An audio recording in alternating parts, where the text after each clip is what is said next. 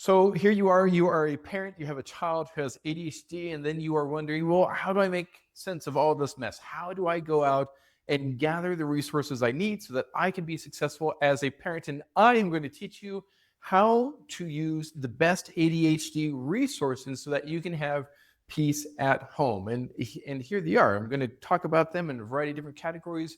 I am Ivan Hardcastle. I am a parent coach who helps parents who have teens with ADHD understand and thrive and connect so that your family can move forward. Your whole family, that's you, that's your child with ADHD, that's any other siblings, that's your spouse.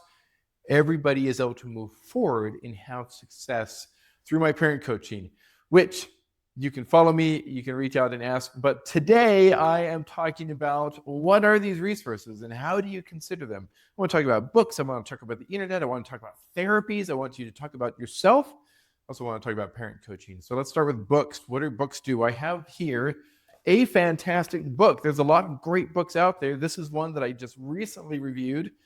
There are a lot of ways to learn, and I'm a strong proponent of the more that you can learn and the more that you can understand and then apply what you are learning, the better off you are going to be. The families who don't reach out and don't learn about ADHD or learn strategies to do are going to be having more challenges.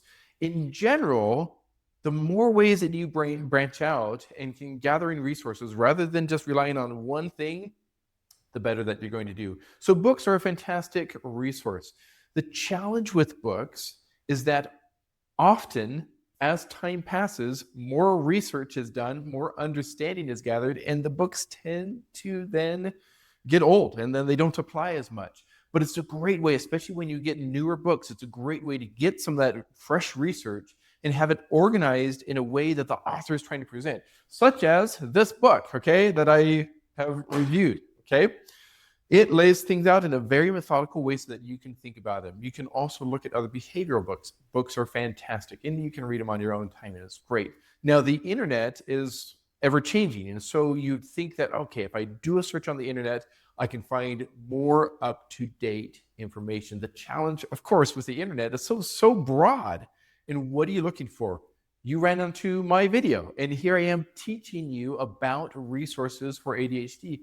But how much did you have to go through to really find this? And hopefully not much, but now you're thinking, well, I have this specific question, and then AI is giving you an answer, but that's pulling from everybody, and what's right and what's wrong, and what was just thrown out there, and is there really research behind it, and so many questions. So the internet is fantastic, again, for giving guidance, but you have to be careful what you are finding. And the problem with books and internet is that they're not really tailoring it specifically to your situation, to your child. It's going to be more general. So then you think, well, how about taking my child to therapy or counseling or some other in-person? You have a professional who's working with your child, and this can be very beneficial. Your child is going to learn about themselves. Your child is going to learn strategies that they can apply and mindset that they can apply. But many times there is lost communication between that counselor, between that therapist, and the parent, so that you aren't changing at all. It's the child, and the child comes home and then nothing has changed in your home because you don't know any better, and you're trying to read books and look up stuff on the internet, and your child's trying to do stuff, and maybe there is some communication with the therapist or the counselor, but how much of that is really going on in helping for you to grow as a parent so that you become the parent that is needed for your child? Which then brings us back to you. It's yourself. You are a resource for your child, but you need to invest in yourself. You need to invest time and intent with some guidance on how to get where you need to be. And that is where parent coaching comes in, especially from somebody like me, who is an occupational therapist. I have been helping and living in this world of ADHD for years. And so using a parent coach can teach you the background skills, the mindset skills, the approach to you with your child, and to give you the overall picture, but at the same time, be able to apply it to you and to your child in real time as situations occur. Now, that is fantastic. That's very useful.